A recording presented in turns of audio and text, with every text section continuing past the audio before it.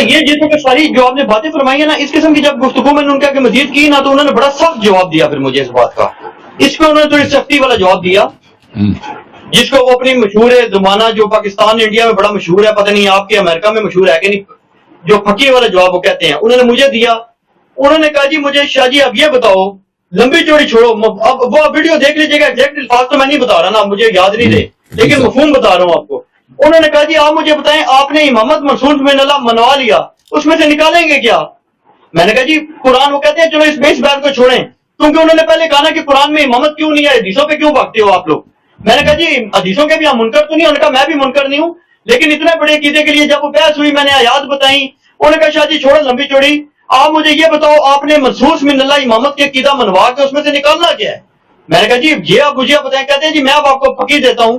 اس کا مفہوم یہ ان کی پھکی کا، وہ کہتے ہیں جی مجھے یہ بتاؤ کہ اہل سنت کے امام ہوں، ابو حنیفہ ہوں، امام مالک ہوں، شافعی ہوں، احمد بن حنبل ہوں، یا شیعہ کے منصوص من اللہ 12 امام ہوں، حضرت مولا علی علیہ السلام سے لے کے نیچے امام محمد مہدی علیہ السلام تک چلے جائیں، چلو علیہ السلام شریف کے مطابق آنا حسن عسکری علیہ السلام تک چلے جائیں.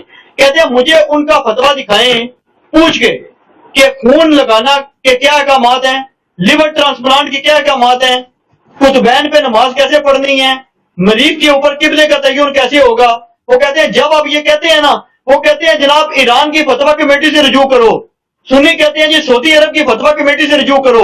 تو کہتے ہیں کہ ان دونوں کی جو امامتیں ہیں نا، دونوں کی باطل ہو گئی ہیں، سنیوں کی بھی جھوٹ ہو گئی ہیں، شیعوں کی بھی جھوٹ ہو گئی ہیں. پریکٹیکلی مان چکے ہیں کہ امامت منصوص من اللہ کا اس دور میں عوامی مسائل سے، جدید دور کے مسائل سے حل کوئی نہیں. کہتے ہیں وہ مسائل جب انجینئر محمد علی مرزا نے بتانے ہیں، وہ مفتی تقی عثمانی نے بتانے ہیں، وہ حسن اللہ یاری نے بتانے ہیں، تو امامت منصوص من اللہ کا پریکٹیکلی کیا فائدہ؟ وہ کہتے ہیں جو کے گورے کی عدالت میں پیش ہو جو.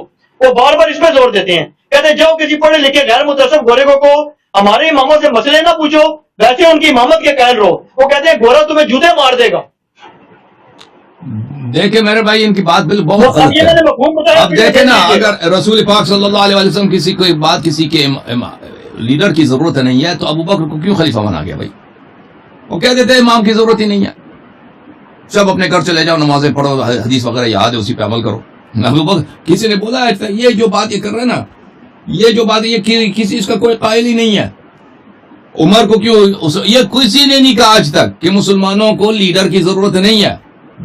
سب کا اجماع ہے کہ مسلمانوں کو لیڈر کی ضرورت ہے. وہ لیڈر کون ہے، اس لیڈر کی کوالیفیکیشنز کیا ہے، اس لیڈر کی صفات کیا ہے، وہ اللہ کی جانب سے منسوب ہوتا ہے، یہ مسلمان خود بناتے ہیں یا کوئی طاقت کے بل بوتے سے، تلوار کے زور سے خلیفہ بنتا ہے یا دوسرا کسی کو خلیفہ بناتا ہے. وہ اس پہ اختلاف ہے. اس پہ اختلاف تو ہے ہی نہیں کہ رسول پاک صلی اللہ علیہ وسلم کے بعد ہادی گائیڈ کی ضرورت ہے ہمیں. وہ گائیڈ کون ہے؟ ٹھیک ہے نا. جہاں تک یہ بات کر رہے ہیں نا نئے مسائل کی، تو دین کے جتنے مسائل ہیں، یا اکثر مسائل 99% جو مسائل ہیں نا، یا بھی کوئی لیور ٹرانسپلانٹ یہ کتنے لوگوں کو پیش آتی ہے؟ لیور ٹرانسپلانٹ بس ملینز میں سے ایک کو پیش آئے گا نا. اکثر کسی اب ہمارے رشتہ دار ہیں، خدا ان کو زندگی دے، میں ابھی تک تو کسی کو پیش نہیں آیا. یا مثلا قطبین پہ نماز، یہ تو بہت کم لوگوں کو پیش آتی ہے. وہاں پہ کتنے سال میں مثلا قطبین کتنے لوگ جاتے ہیں؟ 200 لوگ ہی جاتے ہوں گے. دنیا کی آبادی 7 ارب ہے. لیکن جو اکثر جو مسائل ہیں وہی ہیں جو آپ نماز پڑھتے ہیں، نماز کیسے پڑھیں گے، آپ نے وضو کرنی ہے، آپ نے نکاح کرنا ہے، آپ نے طلاق دینا ہے، آپ نے قرضے لینا ہے، وغیرہ وغیرہ جو زندگی میں پیش آتے ہیں. یہ تو یا حج پہ جانا ہے، یا مثلا روزے ماہ رمضان کے روزے رکھنا ہے، کس وقت آپ نے افطار کرنا ہے. یہ جو چیزیں ہیں میرے محترم، اس پہ آپ کس کی اتباع کریں گے؟ ٹھیک ہے نا. مسلمانوں میں اختلاف تو ہے، کون سا وہ سورس ہے، وہ کون سا گائیڈ ہے کہ اگر اس کی گائیڈنس پہ عمل کریں گے تو آپ کو بالکل تسلی ہے، 100% تسلی ہے کہ میرا عمل مقبول ہے اللہ کے نزدیک. بخاری مسلم ہے وہ، یا وہ ہے جس کو رسول پاک صلی اللہ علیہ وسلم نے فرمایا کہ اگر تم ان کی اتباع کرو گے میرے بعد، کبھی گمراہ نہ ہو جاؤ گے، کبھی گمراہ نہ ہو جاؤ گے. ٹھیک ہے نا. تو لازمی بات ہے کہ وہ ہر شخص کو دیکھنا ہوگا کہ یہاں پہ رسول پاک صلی اللہ علیہ وسلم کے بعد سورس جو بالکل آپ سیٹسفائیڈ ہو جائیں، یقین پہ ہو جائیں کہ اب میں صحیح راستے پر ہوں، وہ کون سا اس پہ عمل کرنا. اب کوئی نہیں کہتا کہ امت کو، دیکھیں رسول پاک صلی اللہ علیہ وسلم کے زمانے میں بھی امت میں علماء تھے جن کے رسول پاک صلی اللہ علیہ وسلم خود ان پہ اعتماد کرتے تھے احکام سکھانے کا. اس طرح تو نہیں ہے کہ بھائی سب لوگوں کو خود رسول پاک صلی اللہ علیہ وسلم سب باتیں سکھاتے تھے. اس طرح تو نہیں تھا. جو مدینے والے تھے ان کو خود وہ سکھاتے تھے. لیکن اب جو دور دراز کے علاقے ہیں وہاں پہ کوئی اگر شخص نہیں ہے, وہاں پہ پیغمبر صلی اللہ علیہ وسلم نہیں جا سکتے, وہ بھی نہیں آ سکتے, تو کیا ہوتا تھا کہ کسی کو بھیج دیتے تھے کہ بھائی ان کو اسلام سکھاؤ. وہ شخص آتا ہے ان کو نماز روزہ وغیرہ وغیرہ وغیرہ سکھا دیتا ہے, ٹھیک ہے نا. اب یہ نہیں ہے کہ وہ شخص اپنے آپ سے کچھ بھی کوئی بھی سکھا دے, ٹھیک ہے نا, کہ میرے فکر میں یہ کرو, تو وہ اس نے دیکھا ہے, وہ جو اس کو آتا ہے وہی سکھائے گا. وہ اپنے سے کوئی بناوٹی بات بنا دے کہ بھئی اس کو کچھ نہیں آتا, پیغمبر صلی اللہ علیہ وسلم سے نہ پوچھے, ایسے ہی بنا کے چلا جائے, یہ تو فراڈ ہے. تو اس زمانے میں بھی عالم کی ضرورت ہے, آج کے زمانے میں بھی عالم کی ضرورت ہے. عوام اس طرح نہیں ہے کہ عوام خود جا کے کتابیں مثلا کھول دیں وہاں سے وہ نکال دیں, علماء کی ضرورت ہے. بات یہ ہے کہ کیا اب اس میں تقلید کی بات آ جاتی ہے, اجتہاد و تقلید کی بات آ جاتی ہے, یا صرف ہم نصوص پہ عمل کریں, ٹھیک ہے نا. علماء کا کیا ہے, کا رول کیا ہے؟ علماء صرف نصوص لوگوں تک سمجھا دیں, نصوص سمجھا دیں, ٹھیک ہے نا. اور اس کو ان کے ذاتی جو آراء ہوتے ہیں, ذاتی فتوے ہوتے ہیں, وہ حجت نہیں ہوتی. حجت صرف کتاب و سنت ہے. یا اس سے دوسرا مطلب فکر یہ ہے کہ کہتے ہیں اس میں اجتہاد ہے, وہ جو ان کی علماء کی جو رائے ہے, جو اجتہاد ہے, وہ عام آدمی کے لیے حجت ہے. ہمارا جو موقف ہے کہ صرف نصوص حجت ہے, جو بھی مسئلہ آ جائے نصوص موجود ہیں. خاص کر مذہب اہل بیت علیہ الصلوۃ والسلام پہ نصوص اتنے زیادہ ہیں, اور آراء سے منع کیا گیا ہے کہ کسی کی رائے تم کبھی اتباع نہ کرنا, تم گمراہ ہو جاؤ گے, جہنمی بن جاؤ گے. تو آپ نے نصوص پہ عمل کرنا ہے. ابھی جو مثلا لیور ٹرانسپلانٹ ہے, یہ تو وہ کہتے ہیں مجھے منصوص امام کا قول دکھاؤ, مجھے مفتیوں کا فتویٰ نہ دکھاؤ. ہاں, منصوص امام کا قول دکھا دیتے ہیں, منصوص امام کا قول دکھا دیتے ہیں. پیغمبر صلی اللہ علیہ وسلم نے فرمایا میری امت سے 9 چیزیں جو ہیں رفع کی گئی ہیں. میری امت سے 9 چیزوں کا حساب کتاب نہیں ہوگا. کوئی اس کا ارتکاب بھی کرے نا, 9 چیز کا حساب نہیں ہوگا. ایک ہے کہ مثلا کوئی شخص اس کا عقل نہیں ہے, مثلا اگر کوئی شخص وہ سوئے میں اس نے کفر کا جملے, سو رہا ہے, اس کے منہ سے کفر کے جملے لگے نا نکلے, اب اس سے حساب نہیں ہوگا. یا کوئی شخص کو مجبور کر دیں آپ, ایک شخص مجبور تلوار ادھر رکھ دیا کہ بھائی تم شراب پی لو, اس نے وہ بیچارہ ڈر کے مارے شراب پی لیا اس نے. اب اس کو آپ نہیں پکڑ سکتے کہ آپ حد جاری کریں گے آپ پہ, کیوں شراب پیا. اسی میں سے ایک یہی ہے کہ انسان کو اضطرار آ جائے. اگر آپ مضطر ہو جائیں کسی بات پر, مضطر ہو جائیں کسی بات پر, یعنی بالکل لاچار ہو جائیں, زندگی موت کا مسئلہ ہے, عزت کا مسئلہ ہے, زندگی یا عزت کا مسئلہ ہے یا زندگی موت کا مسئلہ ہے, جینا آپ کا 2 بار ہو جائے گا زندگی میں, تو وہ آپ کے لیے جائز ہے. مثلا ابھی میں بیمار ہوں, میرے دل میں, میرے گردے میں, میرے جگر میں درد ہے, ٹھیک ہے نا. ڈاکٹر کہتا ہے یہاں پر ٹرانسپلانٹ کی ضرورت ہے.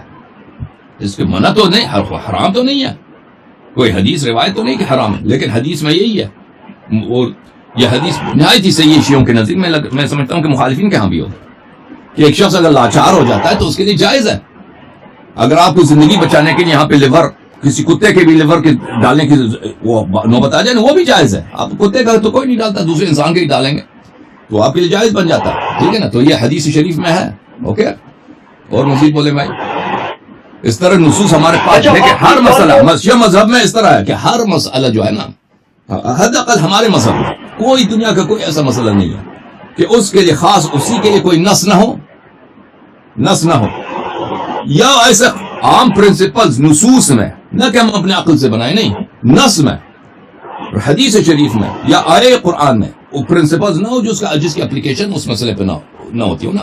ہمارے پاس بہت سارے عام قواعد ہیں اہل بیت طاہرین علیہ السلام نے ہمیں دیے ہیں کہ ان کی اپلیکیشن ہوتی ہے, ان کی وہ اس کو اپلائی کریں مختلف ان جگہوں پر. وہ بہت سارے ان کے موارد بہت زیادہ ہوتے ہیں, تو ہمیشہ وہ ضرورت ہی نہیں ہوتی کہ آپ یہ کریں کہ بھائی ہمیں امام کی کیا ضرورت ہے. امام ہی کے بدولت لوگوں پہ حجت تمام ہوتی ہے. نص ہے تو حجت ہے نا, گائیڈنس اللہ کی جانب سے ہے, انسٹرکشنز ہیں, تو بھی آپ یقین کر سکتے ہیں کہ آپ صحیح راستے پہ جا رہے ہیں. وَإِلَّا علماء تو آپ کو بھی پتا ہے, علماء پہ وحی تو نازل نہیں ہوتی. علماء کون ہے بھائی؟ ایران کا اگر کوئی آپ کمیٹی کی بات کی, یا مصر کی کمیٹی, یا پاکستان کی فتویٰ کمیٹی ہے, اگر وہ اپنے آپ سے کچھ حکم بناتے ہیں تو یہ تو ضلالت ہے کہ بھئی قرآن سنت میں ایک بات نہیں ہم اپنے سے بنائیں گے. بھائی یہ تو فراڈ ہے. بھائی اگر مسلمانوں کا یہ عقیدہ ہے کہ قرآن و سنت میں بہت ساری باتیں نہیں ہیں, علماء اپنے آپ سے اس کو بنا لیتے ہیں, یہ اس سے زیادہ ضلالت گمراہی کیا ہے بھائی؟ تم علماء کو بھی یہ فراڈ نہیں کرنا چاہیے, کہہ دینا چاہیے بھئی یہ باتیں نہیں, دین میں نہیں, ہم بتاتے ہیں آپ کو, آپ کی مرضی آپ کریں یا نہ کریں. ان کو یہ بتانا چاہیے نا, دین تو وہی ہے جو اللہ کی جانب سے ہے.